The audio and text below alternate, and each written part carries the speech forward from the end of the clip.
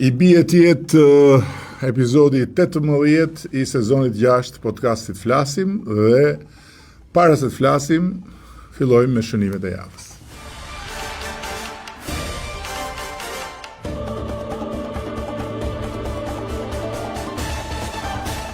Dje në 9 maj, në ditën e Europës, Shqipëria e gjeti veten më pranë se kur Bashkimit Evropian. Për herë të parë, pas shumë dekadash, rruga drejt Bashkimit Evropian nuk duket më si një horizont i largët, por si një maj tani më e kapshme me sy dhe e arritshme në kohën që kemi në dispozicion. Negociatat kanë avancuar me ritëm, kapitujt janë hapur në kohë rekord, marrëdhënia me Bashkimin Evropian ndërtohet ditë pas dite me rezultate konkrete dhe tani më Komisioni Evropian dhe vendet anëtare përmes ambasadorëve të tyre janë në një fazë kyçe të procesit ku diskutojnë raportin e komisionit, i cili nënvizon se Shqipëria i ka plotësuar të gjitha detyrat e shtëpisë dhe është e gatshme të hyjë në fazën e mbylljes kapitujve duke kaluar përmes piketave të ndërmjetme. Dhe e gjitha kjo nuk ka ardhur rastësisht, ka ardhur me punë, ka ardhur me rezultate, ka ardhur nga një proces transformues që vazhdon në çdo sektor. Reforma në drejtësi, transformimi i administratës, digitalizimi i shërbimeve, modernizimi i ekonomisë, investimet dhe transformimet në energji, infrastrukturë, standardet reja në sektor strategjik, nuk janë pjesë shkëputura dhe asnjë listë fjalësh pas të cilave ka pak përmbajtje, por janë hallkat e një zinxhiri gjithnjë e më solid të ndërtimit të shtetit evropian të shqiptarëve. Prandaj 9 maj nuk është për ne vetëm festa e Europës, por është edhe momenti kur marrim frymë me një ndjenjë legjitime krenarie dhe ecim përpara për të arritur majën që tani më është e arritshme me thjesht dhe vetëm angazhim dhe vullnet. Javën që po lëm pas, Tirana mirëpriti sesionin hapës, preludin e Kongresit Botror të Ligjit, një nga platformat më të rëndësishme ndërkombëtare në fushën e shtetit të drejtës, që vjen në Shqipëri dhe për të cilën Shqipëria bëhet mikpritse. Diçka e pa imagjinueshme deri disa vite më parë, sepse kjo nuk është thjesht një ngjarje për turizmin, kjo nuk është thjesht një ngjarje për zhvillimin ekonomik, kjo nuk është thjesht një ngjarje për të mbledhur bashkë ekspert të një fushë apo një fushë tjetër për të folur për një sektor. Kjo është një ngjarje që përcakton një epokë, që përcakton hapjen e një epoke tani më të konfirmuar nga respekti i platformës së Kongresit Botror të Ligjit, që nuk do të vinte kurrë në Shqipërinë deri disa vite më parë, sepse nuk do të kishte asnjë mundësi të fliste dhe të referonte nga ky vend për sundimin e ligjit, për kushtimin e shteteve demokratike ndaj sundimit ligjit dhe për vullnetin e shumicave qeverisëse për të garantuar paprekshmërinë e sistemit të drejtësisë. Dhe fakti që Tirana zgjidhet sot për të mbledhur figura kaq të rëndësishme në fushën e së drejtës, jurist, ekspert, protagonist të betejave për të drejtën në historinë tonë bashkore, lidhet pikërisht me konfirmimin e këtij transformimi. Kështu që është edhe një herë tjetër një arsye për të qenë jo thjesht krenar për reformën në drejtësi, por të vendosur për ta çuar atë përpara, duke i qëndruar besnik atij hapi dhe atij vendimi historik që kemi marrë për të ndarë politikën nga drejtësia, për të ndarë pushtetin ekzekutiv dhe legjislativ nga pushteti i drejtësisë dhe për t'ja dorëzuar shpatën e drejtësisë zonjës së drejtësisë, e cila ka nevojë në Shqipëri të mbështetet, të ndihmohet, të mirë kuptohet në një proces ku jo vetëm shpata, po edhe sytë e mbyllur dhe peshorja për të qenë e barabartë dhe e drejtë me të gjithë janë pjesë e kësaj përpjekje të madhe dhe të përbashkët.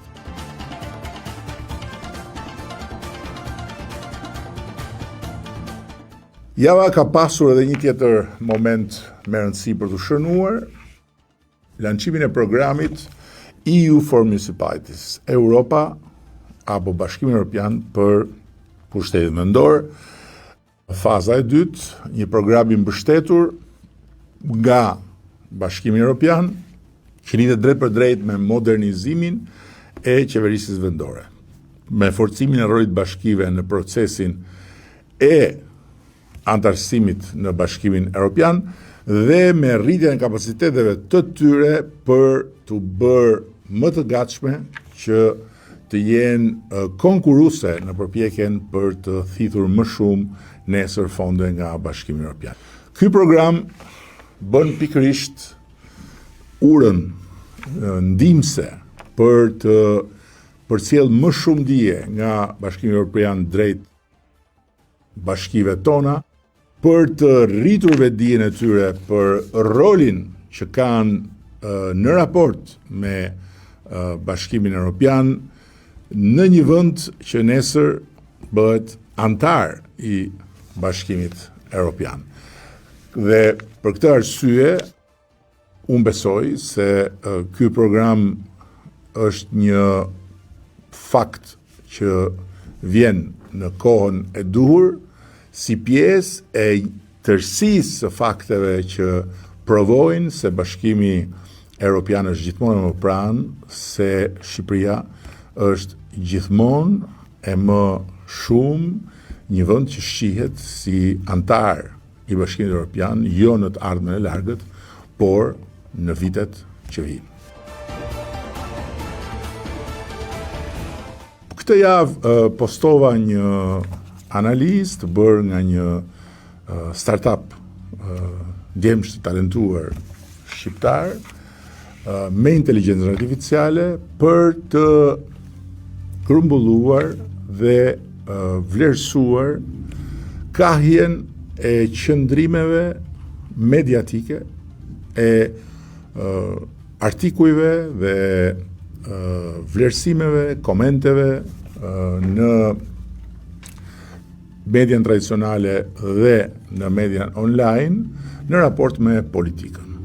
Dhe e postova sepse ishte një pasqyrë që mua personalisht nuk më surprizon, pasi unë dhe ne dim shumë mirë realitetin faktik të raportit mes medias dhe qeverisë dhe shumicës qeverisë, që nuk është gjë kundi realiteti i pretenduar nga ulëritësit që nuk din ç'të bëjnë tjetër me lirinë e medias përveç se të ankohen për mungesën e lirisë, por që ishte një pasqyrë sipas meje e vlefshme për të ndarë me shumë kënd që do të informohet, me shumë kënd që është interesuar për faktet dhe me shumë kënd që në të gjitha rastet nuk e humb respektin për faktet dhe nuk hyn në luftë me faktet, se kur faktet provojnë një opinion të ndryshëm nga i tij apo e saj.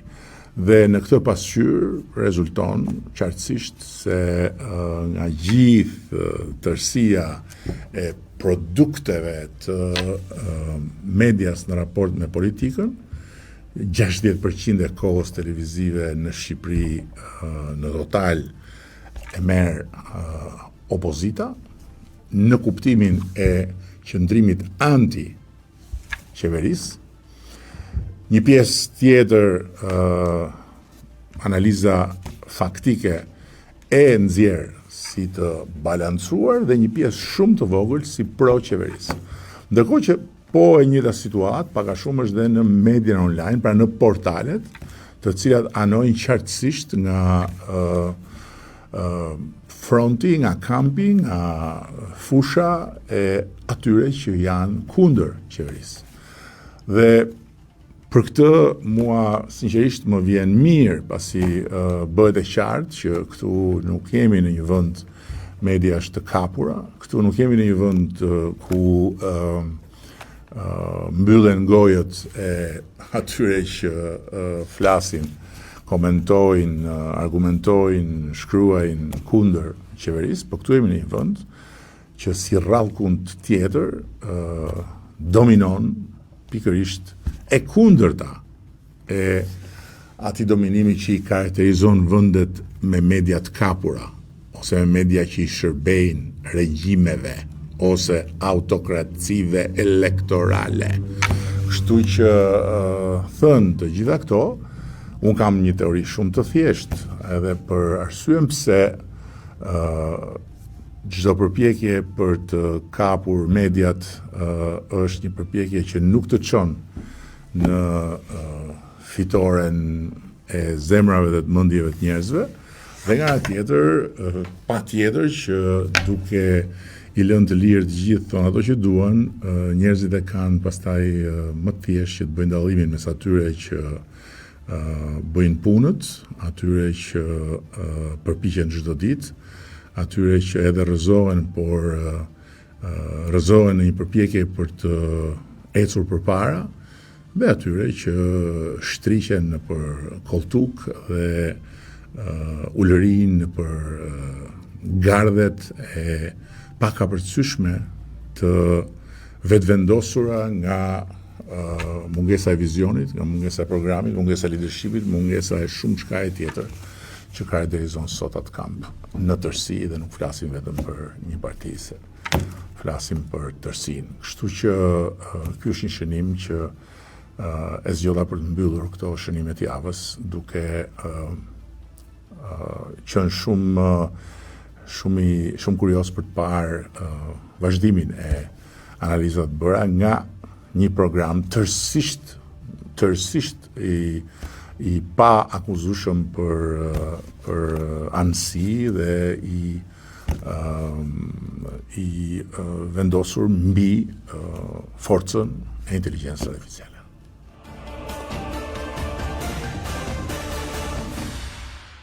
Më ka ndodhur shpesh që të marr mesazhe nga deputet të Parlamentit të Shqipërisë. Më ka ndodhur të marr edhe një mesazh nga deputet të Parlamentit të Italisë apo të Greqisë. Më ka ndodhur të marr ndonjëherë edhe emaile nga grupe parlamentarësh të ndonjë vendi tjetër që kanë kërkuar një takim për të folur edhe me mua gjatë një vizite në Shqipëri. Por nuk më ka ndodhur që të marr një kërkesë nga një deputet i suedis për të folur në podcast. Edhe është vërtet një kënaqësi e veçantë edhe privilegj, me thënë drejtën, që të kemi një përfaqësues parlamentit suedez këtu në Tiranë, i cili është suedez që flet shqip. Dhe ka lindur sigurisht në Suedi, por në vena ka 100% gjak shqiptari. Dhe jo shqiptar do si do, po shqiptar nga Trenica. Ky është Arbër Gashi. Të falenderoj Arbër për begenisjen, sepse ti që po begenis mu, nga mu që po të begenis ty. Edhe për letrën që ke çuar për të ardhur në këtë podcast. Më vjen shumë mirë, nuk e prisja dot thirrjen, ndoshta Si se nuk jo e të angazhom edhe vetë. Si nuk e prisje, po e bëra gjithë për shkrimin. Deri është i gjithë i imi kur i thon Më fjalës. vjen shumë mirë, kryeministër, faleminderit shumë. Në ndërkohë, më vjen shumë mirë po ashtu që për herë të parë në mos gabohem, kam privilegjin që të kem këtu një nga heroinat e heshtura të shqiptarisë, kështu i quaj unë, që janë mësuese dhe gjuhës shqipe në emigracion. Dhe me këtë rast dua t'i përshëndes të gjitha dhe dua t'ju përcjell edhe gjithë grupit të mësuesve që erdhën nga Greqia në samitin diasporës, përshëndetje mia dhe t'i siguroj ato dhe gjithë mësuesit e tjera që programi i mësues për Shqipërinë do të shkojë duke u fuqizuar vit pas viti, me degët, mësues për Greqinë dhe mësues për Italinë, dhe do të shtojmë numrin, do vazhdojmë të sponsorizojmë me buxhetin e shtetit këtë punë fantastike. Dhe unë i them heroinat heshtura sepse ka shumë arsye për ta thënë këtë, po besoj që Drita Gjongecaj do na ndihmojë që t'i shtjellojmë këtë arsye. Dhe fundit, po jo për nga rëndësia, më vjen mirë që bashkë me Arbërin dhe Dritën është këtu një personalitet i fushës së mjekësisë, e cila vjen në këtë tryez me eksperiencën e krijuar në Itali dhe njëkohësisht edhe si hulumtuese në fushën e inteligjencës artificiale për një fushë të veprimtarisë së mjekut, që është gjithmonë e më e minuar, e cila është onkologjia, pasi kanceri po bëhet gjithmonë më i pranishëm në jetët tona, me gjithmonë më shumë njerëz që dalin me kancer. Dhe në ndërkohë, paralelisht me numrin e rritur të rasteve, rritet dhe shpresa se teknologjia dhe transformimet e mëdha që po ndodhin do t'i japin më në fund përgjigje pyetjes që e ka munduar shkencën për shumë dekada. A mundet ta shërojmë përfundimisht kancerin? Dhe Arsela Prelaj është njeriu që do na ndihmojë të kuptojmë më shumë sot. Në një bashkëbisedim ku në fakt si gjithmonë motivi i ftesave dhe motivi i kohës kaluar së bashku është promovimi në publik i shembujve të gjithë atyre që nuk janë në faqet e para përgjithsisht, nuk janë në titujt e portaleve, të kanaleve, nuk bëjnë zhurmë, por janë shqiptarët që bëjnë sukses me mundim, me sakrifica, me ide, me vullnet madh dhe mbi të gjitha me vetdijen e fortë që asgjë nuk është e pamundur për atë që është i gatshëm ta ndjeki ëndrrën e vet. Dhe me lejen e dy zonjave, po e filloj nga minoriteti, se e kemi minorancë sot djalin, megjithëse barazimi ai po mos quhem unë.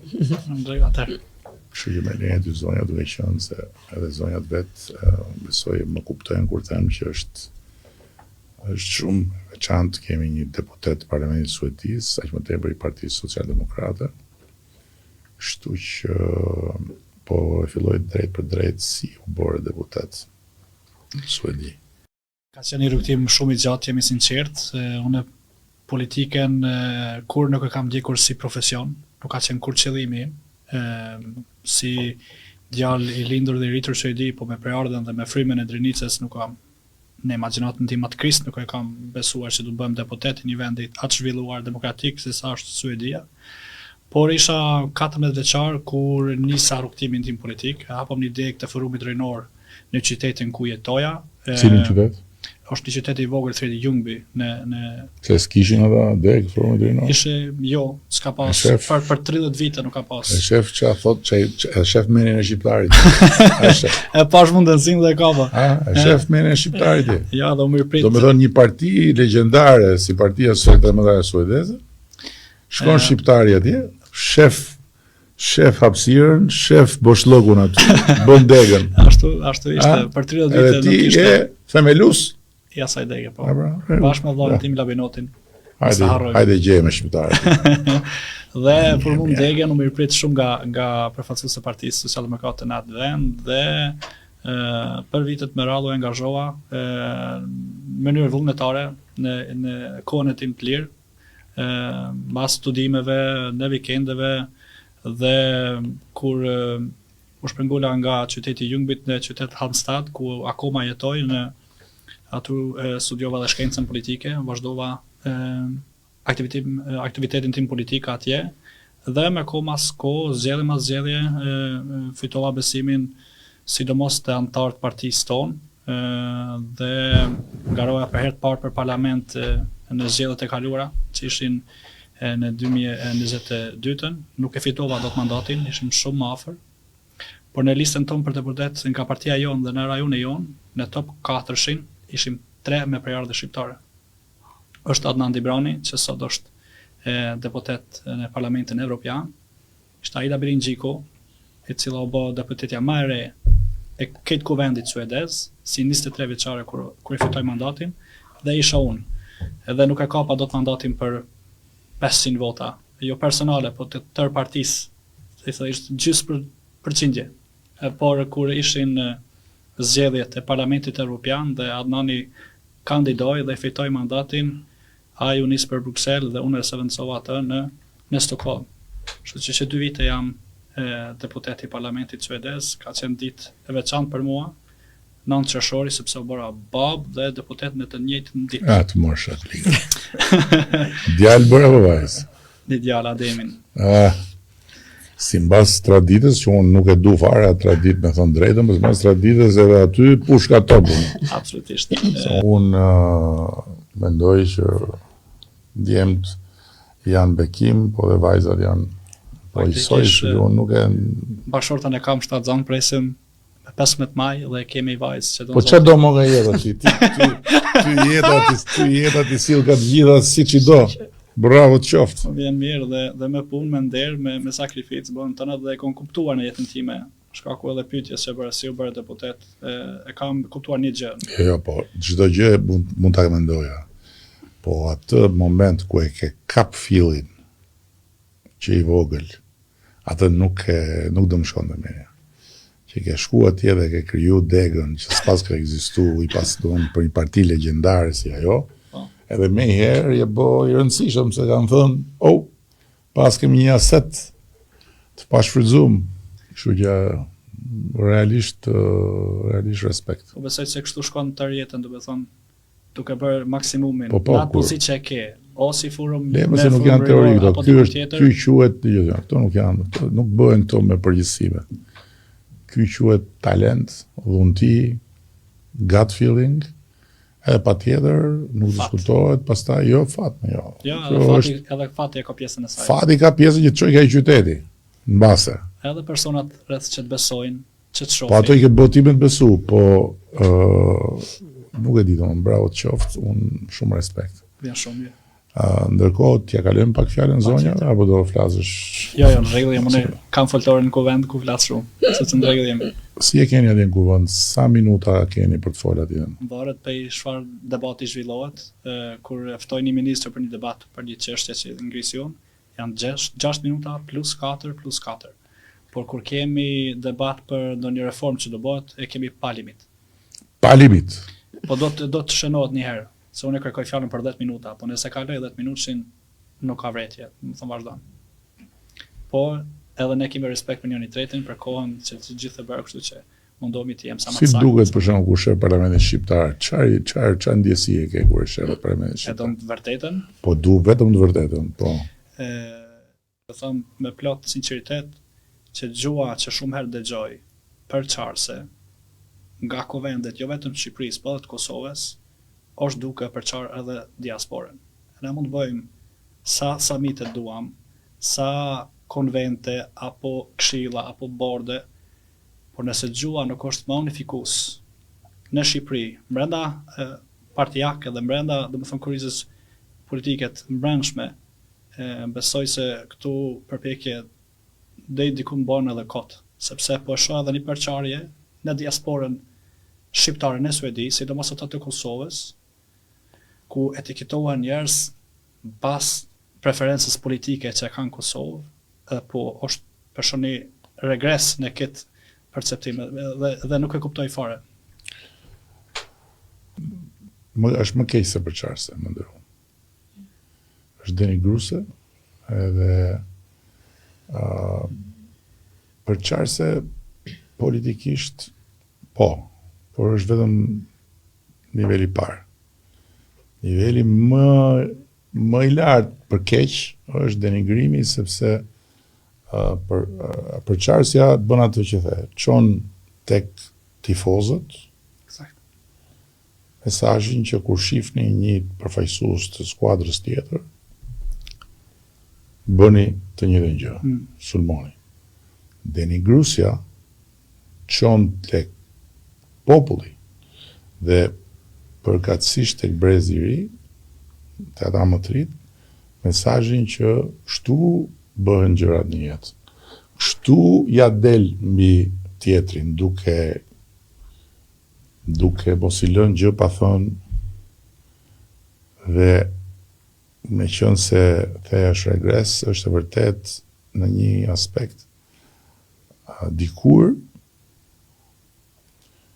Parlamenti i Kosovës ishte model në aspektin e komunikimit mes palëve. Shqipëria e infektoi dhe Kosovën. Për mua, morën shembull nga Shqipëria dhe shkuan në një nivel tjetër, pra ranë në të njëjtin batak. Sha njëri, e sha tjetri, bjeri njëri, e bjeri tjetri. Po, normalisht do thoja është proces mësimi, po kam frikë se nuk është proces mësimi. Për shkak se shkon tani më paralelisht me degradimin e komunikimit botërisht. Pajtona. Se në Suedi nuk e di. Dhe të besoj që s'ka ardhur akoma kjo smundje. Po shoh tendenca. Eksakt, pra, por po të shohësh Italinë, të shohësh Greqinë, të shohësh Francën, të shohësh Spanjën, çfarë bëjnë në Spanjë. Britaninë e Madhe, një katastrofë atje. Problemi madh shumë. Amerikën, ojoj. S'flasim. Kështu që bëm mirë me çik me gjuhën shqipe. Se gjuha shqipe është një nga viktimat e gjithë kësaj historie, se banalizimi edhe degradimi i gjuhës bie edhe mbi gjuhën shqipe. Mirë se erdhe, Gjush. Mirë se gjej. Faleminderit.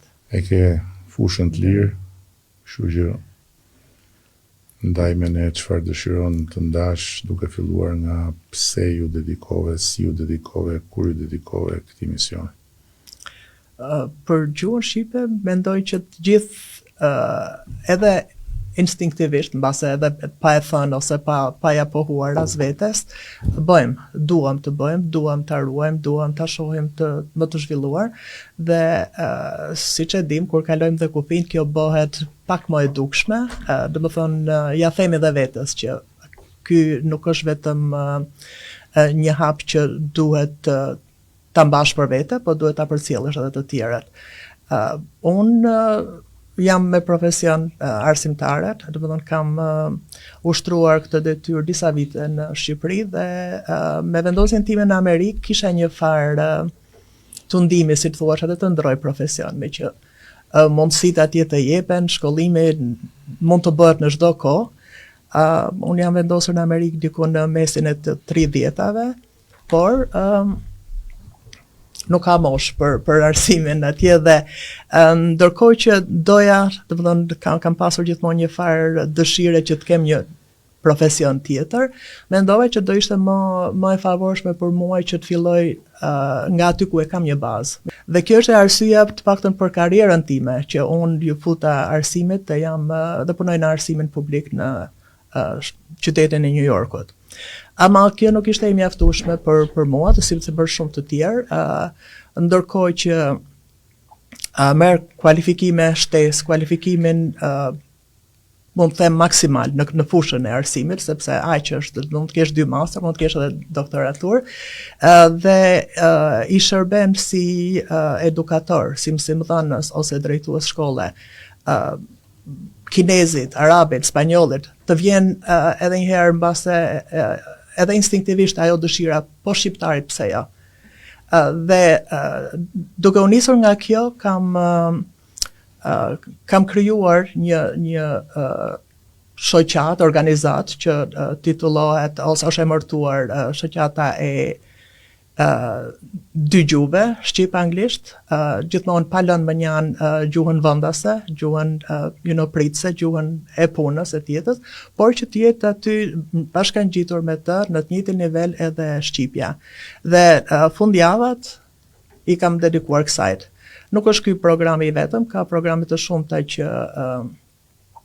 punojnë në këtë drejtim, në New York, në të gjitha shtetet e Amerikës, dihet në Europë, por që secili mendoj që po të hedhin nga një gur në këtë drejtim, ne do ta bëjmë të mundur që shqipen ta ruajmë edhe ta zhvillojmë. Dhe mos të mjaftohemi me atë gjuhën e biseduar, me komunikimin e thjeshtë të përditshëm, por të bëjmë të mundur që fëmijët dhe të rinjtë tanë të mësojnë gjuhën në një nivel të strukturuar dhe në një nivel më të thellë që në komunikimin me vendin nam, mos të mjaftohen me bisedat të tilla që çfarë të pëlqen më shumë, por të dinë çfarë bëhet me vendin, të dinë cilat janë situatat konkrete, aktuale, cilat janë problematika, cilat janë mundësitë e zhvillimit, dhe kjo mund të arrihet vetëm nëse gjuha njihet në një nivel më të thellë, sepse gradualisht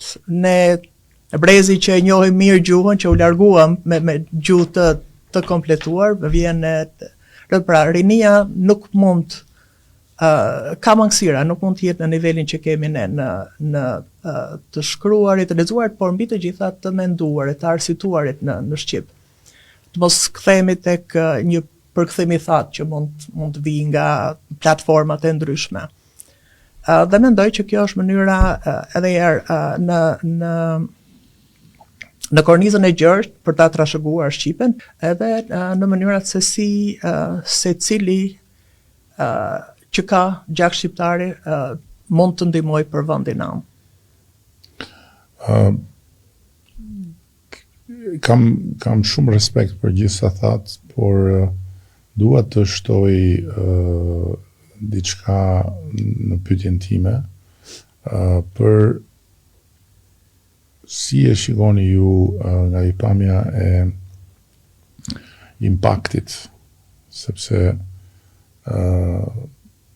sigurisht që nuk është e lehtë në atë teren që të vazhdosh të mbash ndezur flakën e gjuhës shqipe për më të rritë, për më të vegjëlit. Po si e shikoni ju në teren impaktin edhe sa e ndjeni ju që prindrit e kërkojnë këtë gjë për fëmijët e tyre? Përpjekjet e vazhdueshme kanë qenë të fragmentuara me gjenerata të tëra. Dëshira e prindërve shqiptar po rikthehet Por i kthehet. Rikthehet, sepse Si ka mundësi? Unë mendoj që sidomos fluksi i madh i shqiptarëve pas të 90-tave, ne ishim shumë të etur për të adoptuar në jetën e re. Gjuhët e tjera, po. Dhe për gjuhët e tjera, gjuhët e huaja kanë qenë, domethënë, në modë në Shqipëri. Ne nuk e dinim që do hapin ndonjëherë Shqipëria. Ama gjuha huaj ishte, domethënë, do ishte më me kulturë, më nivel në qofse e njihje një gjuhë huaj dhe kjo na ka shoqëruar gjithmonë. Atëherë, duke qenë edhe në një vend të huaj, natyrisht që të duhet edhe për të mbijetuar, edhe për të përshtatur me vendin, për të krijuar karrierën e re. Por tani, domethënë, shqiptarët nuk kanë më frikë që të tregojnë identitetin e tyre. Është edhe kjo një arsye tjetër, sepse shqiptarët janë afirmuar si njerëz të qytetruar, njerëz që kanë njohuri, kanë formim në fusha të ndryshme, janë afirmuar, flasim për Amerikën të paktën, nuk kam dyshim që është gjithandej në Europë, por janë afirmuar edhe si në fusha të ndryshme të shkencës. Nuk ka asnjë lloj profesioni, po thua që nuk e shqiptar dhe jo shqiptar që janë të përfshirë në një fushë saktuar, por që kanë edhe nivele drejtuese, kanë dhënë diçka më shumë në fushën kërkimore, në fushën shkencore, deri edhe në institucione të larta të vendit. Atëherë, në këto kushte është kthyer, domethënë, edhe një herë është kthyer dëshira për ta njohur, për ta ruajtur, për ta trashëguar, dhe mund të them që një faktor përveç patriotizmit është edhe hapja e botës tani në botën pa kufij, domethënë po rivlerësohet, por shikohet edhe një herë vlera e të njohurit të dy gjuhëve, qoftë kjo gjuhë anëtare, kjo e dyta, qoftë kjo një gjuhë huaj, por është një aset i çmuar që do t'i hap rrugë edhe individit, qoftë në Europë, qoftë në Amerikë, kudo. Politikat arsimore në Amerikë në fakt e favorizojnë ruajtjen e gjuhës, e inkurajojnë. Megjithatë nuk është se bëhet aq shumë si për çdo gjë tjetër. Amerika nuk të jep diçka të gatshme. Ai të thotë, ky është terreni, e ke të lirë, ke këto, të më thënë, klauzola, mbijeto, po të duash. Dhe në këtë mënyrë, ne kemi punuar shumë që mos të ngelemi në kuadrin e programeve të fundjavës, në drejtimin e gjuhës shqipe, por kemi arritur që në këtë vit të fusim gjuhën shqipe si gjuhë e komunikimit zyrtar të Departamentit të Arsimit në shkollat shqipe, komunikimi me familjet. Pra, në faqen zyrtare çdo material që ekziston për familjet e nxënësve të arsimit parauniversitar është e përkthyer edhe në shqip. Dhe ose është e aksesueshme edhe në shqip. Dhe të mendojmë këtu që numërohen rreth 180 gjuhë që fliten në familjet e nxënësve parauniversitar në New York, nga këto 12 ose 13 bashkë me anglishten janë ato që njihen si gjuhë komunikimi zyrtar dhe shqipja është një prej tyre. Ne besoj që me të drejtë e quajmë arritje historike, sepse është diçka që i ka dhënë prindërve zë, është diçka që na bën krenar, por është një dëshmi që shqipja ka hyrë në një etapë të re, ku roli dhe vlerat e saj tani janë pranohen institucionalisht. Më kujtove momentin kur po e përshëndesja Bill Clintonin përpara se të kthehej, kur erdhi në Shqipëri dhe ishim te ajo te shkallët e avionit. Edhe më tha, më vjen shumë keq tha që kam ardhur kaq vonë këtu.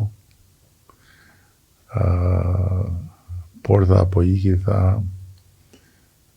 me diçka shumë të vyrë me vete, që është një cop New Yorku në mes të Europës.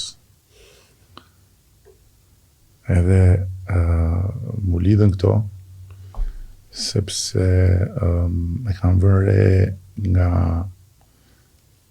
takimet me njerëz të ndryshëm, po dhe me këta që janë, si thosh, politikës të mediave në Amerikë, që sidomos në New York, që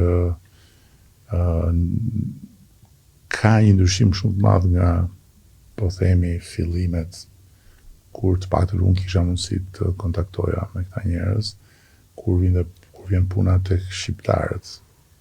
Doon kanë shumë më tepër, janë shumë më tepër të familiarizuar, i konsiderojnë realisht kështu si një komunitet me vlerë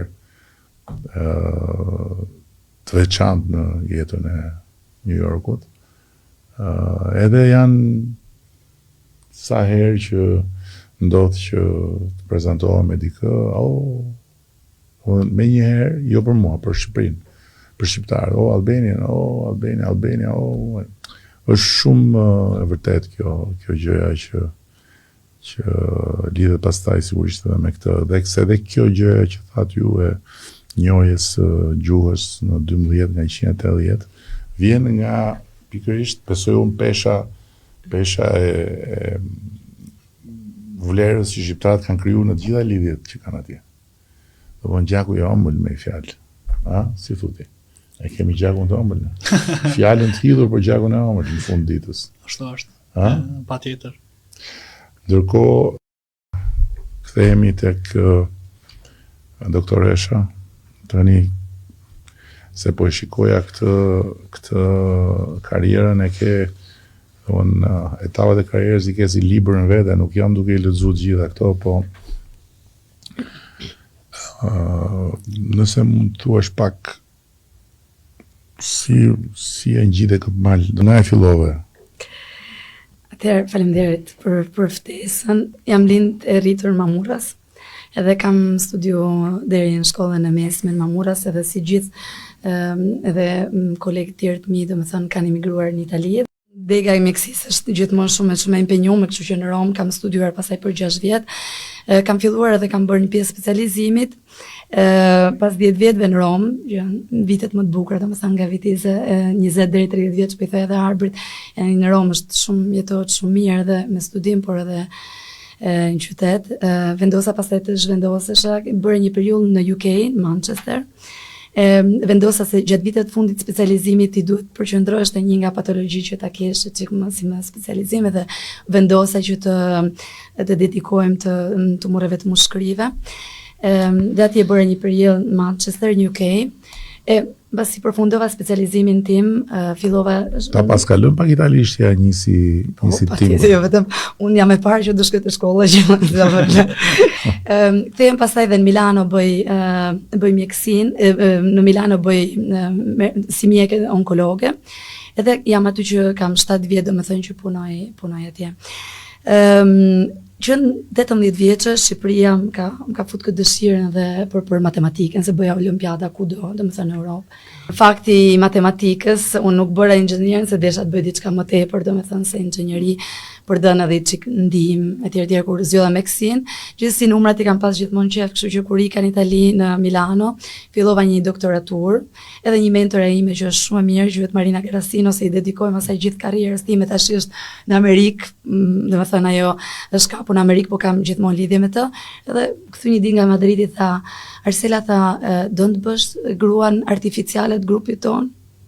Ço do të thonë, thash, do të para 7 vjetëve. Edhe jo se është kjo shkenca e re, domethënë e matematikës, se ty e di që të pëlqejnë numrat etj. Edhe që aty unë fillova te Politekniku i Milanos, që e kemi shumë afër, po domethënë kërkoja paksitet etj, edhe gjeta një profesori shumë të mirë që e ka emrin Alessandra Pedroki, është mentore e ime tjetër teknike. Edhe fillova këtë doktoraturë në bioinxhinieri, edhe matematikë dhe inteligjencë artificiale. Ndalo këtu dhe më ku e le, sepse Parlamenti suedez pret kthimin e deputetit, ka një avion për të marrë në pak kohë, kështu që përpara se të lëshojmë drejt Suedis për të fluturuar si Shqiponja atë. Shoqen e ke shqiptare apo suedeze? Shoqen e kam në fakt nga Sanxhaku, i Malësisë. I shef fotot e babgjë shqiptare, ata gjithë kanë qenë me plis, kanë full shqip, por për fat keq, ne dimi situata si ka qenë atje, Belisa nuk flet shqip, por përputhen për ademin ton, që të flet shqip, e kam treshëgimi dhe vetë edhe emri im ma imponon. Dhe prindërit e mi që të flasim shqip, gjithmonë kemi flas shqip. Dhe sot e gëzoj, sepse kur isha me një mosh pak ma tre, sepse në Suedi... Do djalit i flisnin, ti i flet shqip? Dhe i flas 2 herë. Çdo herë e tham suedisht shqip. Çdo herë do them çfarë them, i tham 2 herë. Djalit. Po e ma? Ja flet më shumë të vetëm suedisht, edhe pse flet gjuhën bosnjake, por më shumë komunikon me Ademin suedisht. Po ti pse ja thu 2 herë, ti thu shqip, ajo i thot suedisht? Sepse kam ndjekur edhe pak statistikat edhe kam shumë miq shqiptarë që vetëm flasin shqip me fëmijët e tyre derisa ti çojnë në qerdhe, por statistikat thojnë ata që nuk e kanë, domethënë, vokabularin suedez me vete në qerdhe, ngelin dhe domethënë largimin ndaj fëmijët tjerë që janë kanë me vete tanko. Po ka nëna ajo që i flet suedisht. Po në rregull, por edhe unë i flas. Një kështu suedishtja kur flet me nënën nuk i mjafton çerdhe, i duhet edhe nga baba. Jo. Kështu e kam vendosur. Një po, unë thjesht për kuriozitet. Një këshill shumë e shpejt do ishte, më falni që ndërhyj, që njëri prind të kemi profesionistën, mos flasun. Po, domethënë ai ta identifikoj njëri prind me njërin gjuhë dhe prindin tjetër me gjuhën tjetër. Sepse ai komunikon me ty në, domethënë ti nuk je i sigurt. S'është nevoja, ai do e marri suedishten nga e ama. Dhe ai duhet ta di që kur komunikon me këtë person është vetëm gjuha suedeze, kur komunikoj me babin është vetëm gjuha shqip dhe kjo e detyron atë që të mendojë në shqip, të përgjigjet, jo vetëm të absorbojë. Sepse gjithçka kam dëgjuar gjithmonë që njëri flet praktika, sepse ti duke ia thënë shqip dhe suedisht nuk e lë atë të mendojnë shqip. Edhe e tha Zysha. E morë vesh. E kuptova tërësisht. Ja, kjo është një diçka që ti do shkosh dhe ja thosh dhe grus, gjuhën çuni do të flas vetëm shqip. Në rregull. Ti foli suedisht. Edhe jemi në rregull. Faleminderit shumë. Edhe një gjë përpara se të lëm të lirë. Patjetër, e kam edhe një pyetje të shkurtër tani. Po patjetër, po përpara se të lëm të lirë dhe një gjë tjetër. Partia Socialdemokrate aktualisht është në opozit. Po. Si i keni shanset për të kthyer në qeveri? Shansa janë të mira. Prej, domethënë, zgjedhjet e 2022-s në sondazhe, të cilët bëjmë vazhdueshëm, kemi qenë shumë para, po ne dimë se zgjedhjet në Suedi gjithmonë shumë të afërta dhe shumë të ngushta. Sa më afër ditës zgjedhjeve, që janë në 7 orë, domethënë, bëhem edhe akoma më bara, kështu që do jetë një garë shumë e ngushtë, po besoj që ja dalim. Po do ja dilni vetëm o do ja dilni me koalicion? Tash qeveria aktuale del si koalicion edhe në fushat, edhe në zgjedhje. Ata do bëjnë koalicion me partinë ekstremiste apo? Po, tash s'kam vendosur edhe t'i fusin në qeverisje, se kanë qenë pjesë koalicioni, po kanë qenë jashtë qeverisë. Po, e mbështesin nga jashtë. Tani kanë vendosur edhe kanë nisur edhe negociatat kryeministri me partinë ekstreme djathtë dhe për cila poste. Po gutën pak, sepse nuk do t'ju dalë ashtu. Po ju do keni një aleat tjetër apo vetëm? Jo, ne dolim vetëm, thojmë qartasi që vetëm një parti e përjashton, është partia djathtë ekstreme, për tjerat jemi të hapur edhe për atij që Po si do t'i mundin ata duke qenë ata bashkë apo i kaloni? Besoj që i kalojmë, sidomos sepse partitë opozitare tani në sondazhe jemi gati 5% më të madh se sa qeveria aktuale. Problemi i qeverisë është edhe që një prej partive është ka shumë problem edhe marrëdhënie me këtë parti ekstreme dhe në sondazhe janë vetëm 2%. E kufiri për të kaluar në kuvend është 4. Kush janë 2% ekstreme? Partia liberale. Po ekstremët sa janë? Janë afër 18-19%. Janë partia e dytë më e madhe në Suedi. Mas jush? Mas neve, edhe pse distanca nga ne është e lartë, ne jemi 30%. Po Partia Socialdemokrate në Suedi sa vite që ndrojnë pushtet? Ne kemi udhëhequr, domethënë, shumicën e kohës që jemi shtet demokratik. Tani ka 4 vite që po bën 4 vite që kjo qeverisje udhëheq. Para saj kemi qenë 8 vite në pushtet, tani para saj ka qenë 8 vite. Kryeministri Erlander ka qenë kryeminist për 26 vjet. Po pra, autokrat apo demokrat? Jo, është shtet më demokratik nuk ka. Po si ka mundësia 26 vjet në pushtet në shtet demokratik? Çdo herë thuaj çik atyre që na vjen. E kam një edhe këtë bisedë, nuk e kuptoj, të jemi sinqert, sepse zgjedhjet janë të lira, të hapura, dhe kush e fiton mandatin, kush punon me përkushtim, dhe nëse votuesi shen një përpjekje dhe sidomos një arritje, atëherë pse të vendos ndryshe? Jo, të them tre dhëna. Në parlament Shqipërisë, opozita ka folë më shumë se qeveria. Në mediat e Shqipërisë, opozita ka dalë më shumë se qeveria. Dhe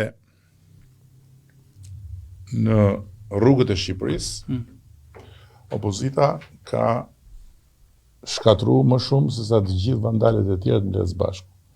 Dhe kjo quhet autokraci. Gjithsesi. Më thuj pak çfarë pyetje do më bëje mu? Përshëndetje ta përcjelli nga ish ministra e jashtëm Anlinde. Kemi qenë në Ukrainë, në Kiev para disa jave, në një delegacion suedez. Thoshte duke shkruar një libër Anlinde, dhe tha kam një kapitull ku përmendet Edi Rama shumë. Ma shumë nuk lëshoj, por patëm bisedën dhe unë e di edhe dua ma shumë ta di edhe nga ona jote rolin e ish kryeministit Göran Persson për, domethënë, zhvillimin ton si politikan i ri, se si e kam kuptuar nga kolegët mi në partinë ton, ka luajtur një rol Göran Persson në zhvillimin e politikanit Edi Rama. A është vërtet kjo, se pari, dhe si ka qenë ajo marrëdhënie?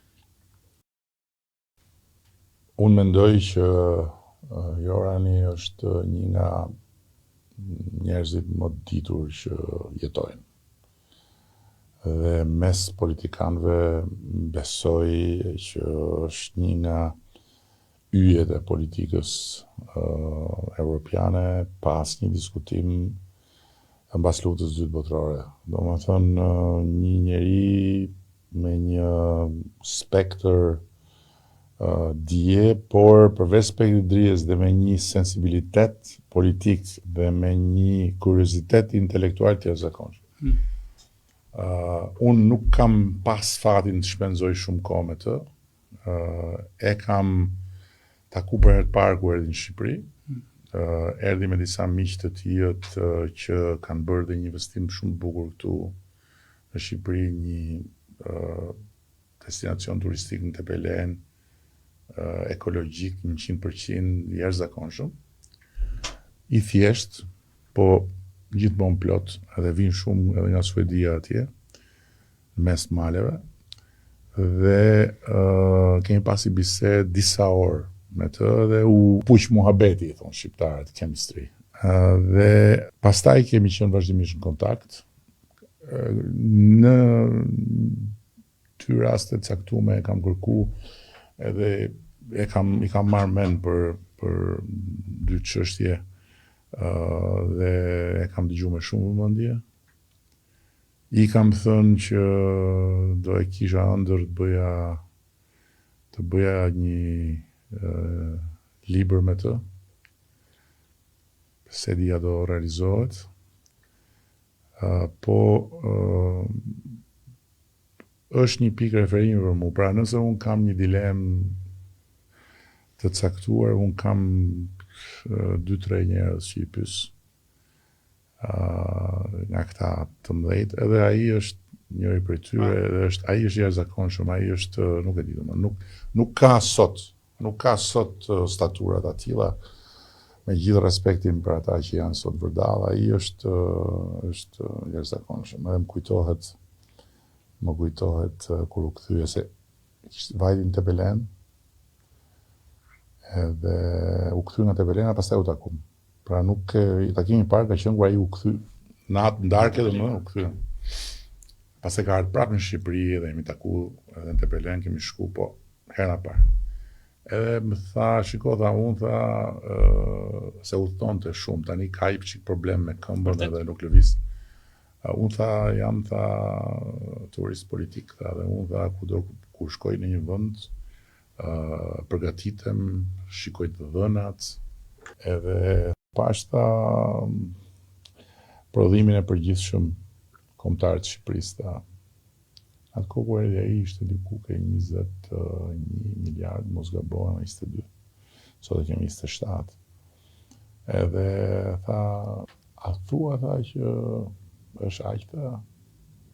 I thash unë jo, është aq, se është më shumë, se kemi dhe pjesën informale. Nuk është më shumë tha, është shumë më shumë tha. Është shumë më shumë tha. Unë tha, i thash po nga e kuptove ti? Unë tha, nuk ka nevojë tha të bëj në një shkencë madhe tha. Di tha per capita tuaj, di prodhimin e përgjithshëm ta, di dhe sa jeni. Dhe nga Tepelena, nga aeroporti në Tepelena, nga Tepelena në Tiranë, unë nuk e kam pa tha asnjë makinë të standardeve të një vendi që ka këto 3 parametra. Asnjë. Makinat që kam pa në rrugë tha, janë tha për standarde të një vendi që këto parametra i ka më të lartë. Të dyja, se popullatën okay. Pra, për mua tha, është tha, mos them tha dyfishi, po 75% minimumi më shumë se sa që është ajo që juve dini. Dhe kjo është vërtet. Shqipëria është shumë, në Shqipëri kam shumë më shumë se sa thuhet zyrtarisht dhe dihet zyrtarisht. Është pjesë e informalitetit, por është diçka tani mbase është ulur, jo mbase, po tani informaliteti është ulur dhe në një farë mënyrë, po prap. Kjo ishte përgjigjja ime. Shumë ishte. Unë po t'isha politikan suedez i partisë socialdemokrate, unë nuk do lija rast pa shku, pa e taku atë njeri dhe pa i kërku men. E pa e dëgju, e pa i ble menjen. Kemi se i shmanget shumë edhe skenës politike tani. E shohim ne edhe si partisë shumë bravo. E di çfarë kam bërë për shumë?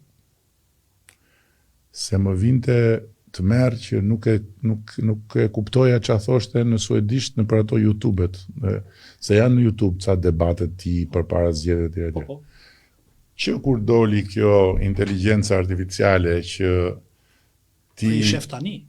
Por që ti fut videoja bëhet transkript, transkriptin e kthen në anglisht, nga suedishtja, edhe lexon që a thot. Superb. Ja, është orator. Dhe ai më ka thënë një gjë për shembull që politika është ushtrimi më i sofistikuar intelektual. Which is true. Për ata që e bëjnë me pasion dhe që e bëjnë me gjithmen. Se pastaj ata që shkojnë në parlament dhe që shajnë, për ata është ushtrim banaliteti. Ju falenderoj shumë. Shumë faleminderit. Kthehemi tek Zysha. Nëse do ishe në vendin tim, çfarë do bëje për këtë fushën tënde? Për çfarë do bëje për ta mbështetur veprimtarinë e mësuesve të shqipes? Do filloja me çfarë do bëja në Amerikë. Për këtë fushë, patjetër, sepse është ka veçanti, domethënë nuk mund të themi që është e njëjtë me atë që duhet bëhet në Europë. Suksesi i dytë, përsëri historik i këtij viti që ne kemi arritur në New York, është hapja për herë të parë klasës dy gjuhëshe, dual language, two-way immersion language, që është përtej bilingual, klasave bilinguale. Dhe immersion është gjithëpërfshirëse. Çfarë do të thotë kjo? Do të thotë që një klasë shqipe është hapur në shkollë publike amerikane. Mësimi shqip tani nuk kufizohet vetëm me anën gjuhësore, por përfshin të gjitha lëndët, matematikën, shkencën, të lëndët shoqërore të gjitha, dhe këto gjuha këtu përdoret në një balancë të plot 50-50. Këto janë modele që ekzistojnë në Amerikë, kanë qenë për gjuhë të ndryshme, të shumta mbase, por është hera e parë që ne arritëm ta fusim këtë në shqip. Presupozohet ose rekomandohet që këto klasa të hapen që në klasën e parë, të filloj që nga fillestare, sepse nxënësit përgatiten jo vetëm nga ana gjyqësore, siç e thash, por edhe në nivelin akademik. Pra, dhe duhet të rrinë minimumi 5 deri në 6 vite.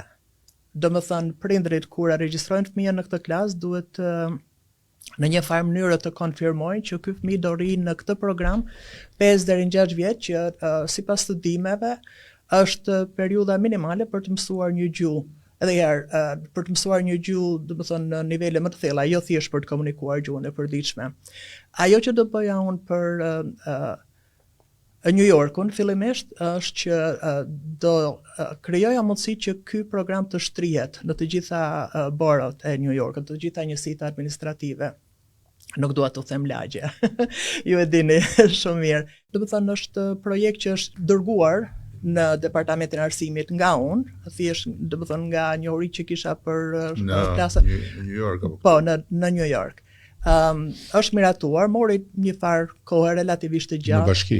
Në bashki, po, sepse Departamenti i Arsimit është, po, do të thonë pjesë e bashkisë. Edhe në tryezat e rrumbullakta me vetë majorin Adams, edhe me Chancellor, siç e thatë dhe ju, do të thonë kemi treguar që nxënësit shqiptar kur kanë mjetet e nevojshme, arrin të shkëlqejnë. Dhe jo vetëm për veten e tyre, për familjen e tyre, por kanë çfarë të kontribuojnë edhe në atë qytetin gjigant. Dhe këto janë edhe me statistika.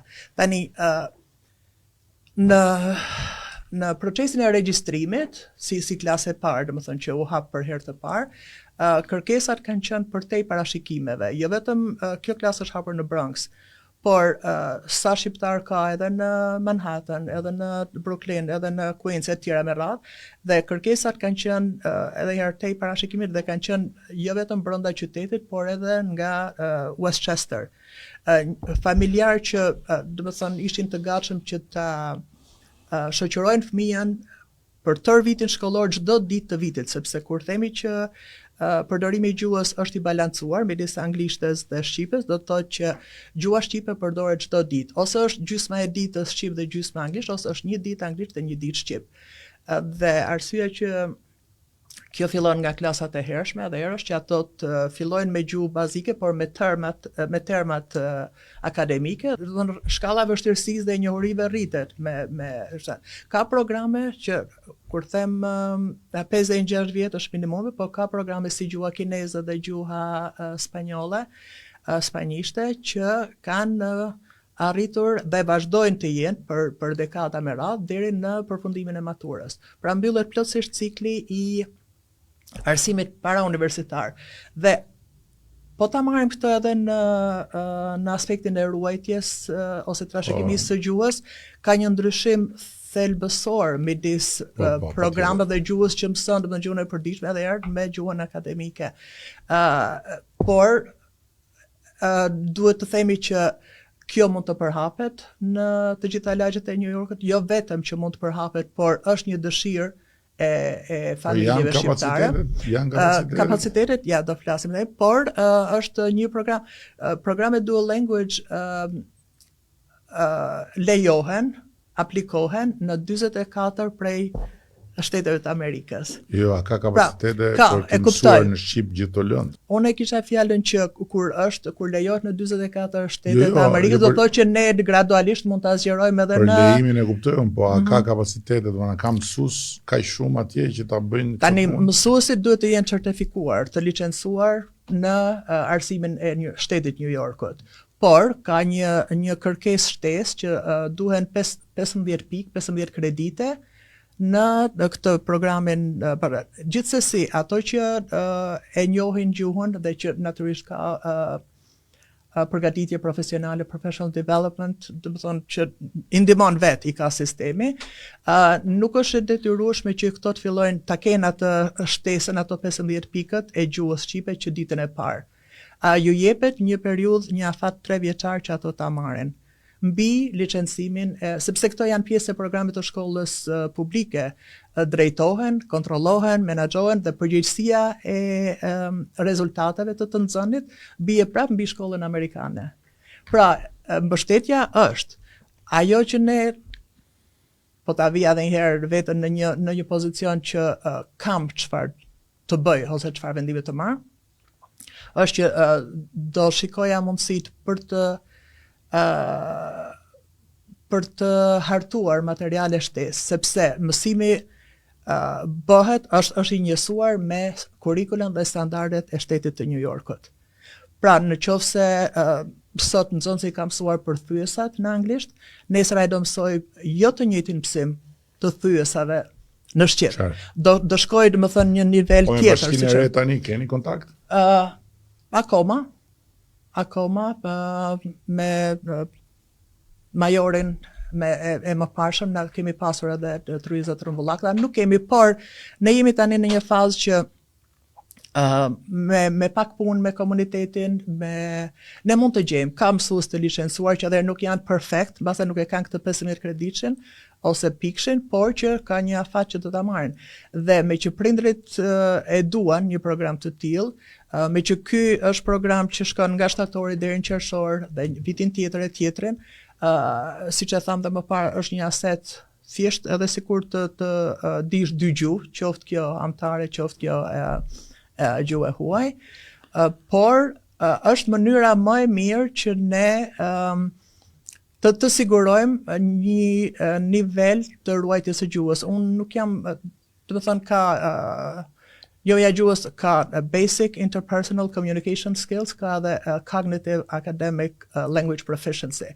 Ka përcimi nga kjo e para nga BICS në CALP, është ajo që e dallon këto programe dhe mundësit janë.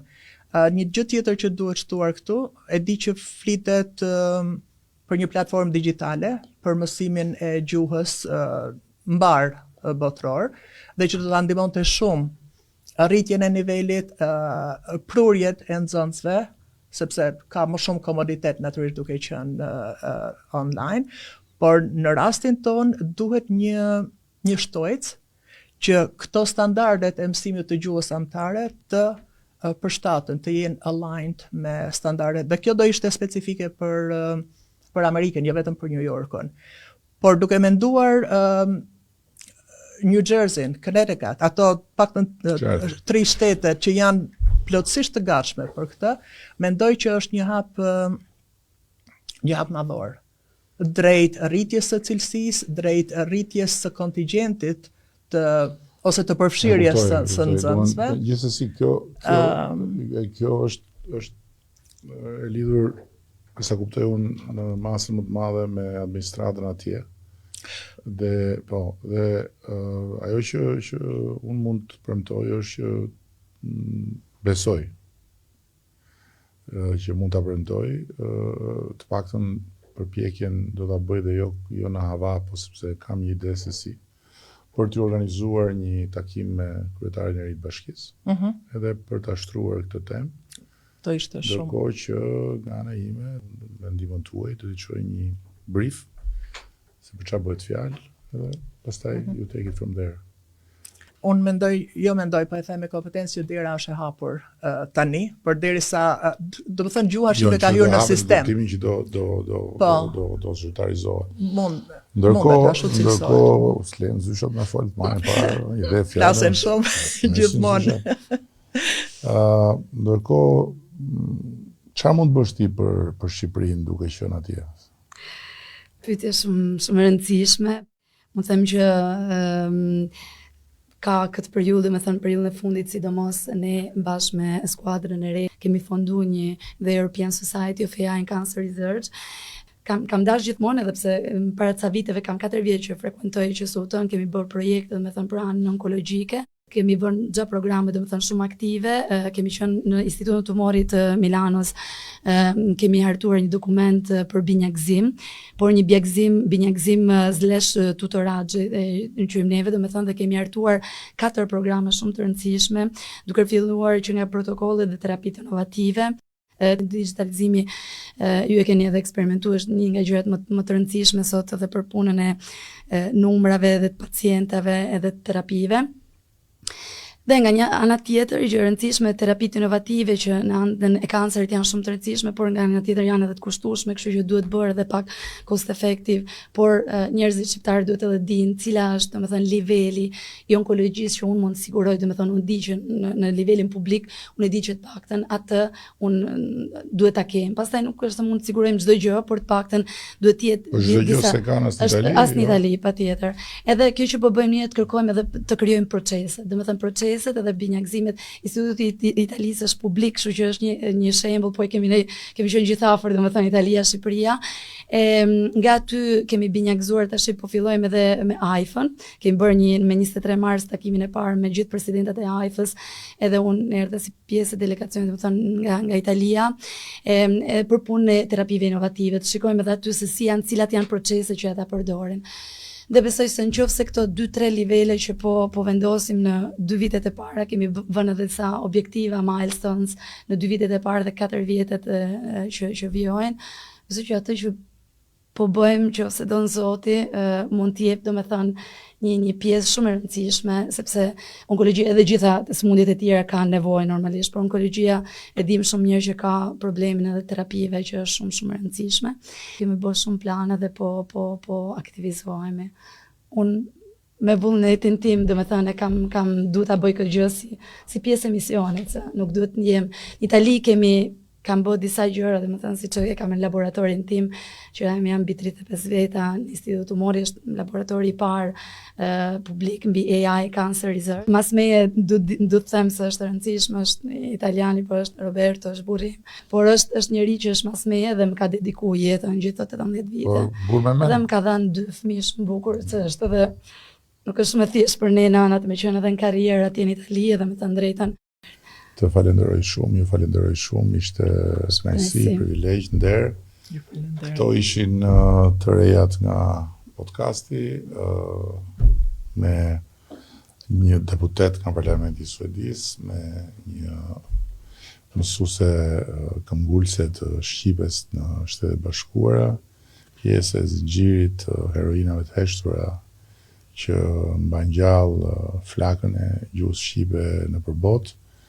Dhe me një mjeke të shquar shqiptare në Itali, e cila siç e pan ata që ndoqën deri tani, mbetet e përkushtuar për të bërë të sajën dhe për të mos e lënë vetëm për Italinë dijen, eksperiencën dhe talentin e saj, po për t'ja dhënë një pjesë edhe Shqipërisë në këtë reformë të rëndësishme dhe për realizimin e një ambicie të madhe që ka të bëjë me ngritjen e sistemit tonë kombëtar të luftës kundër kancerit.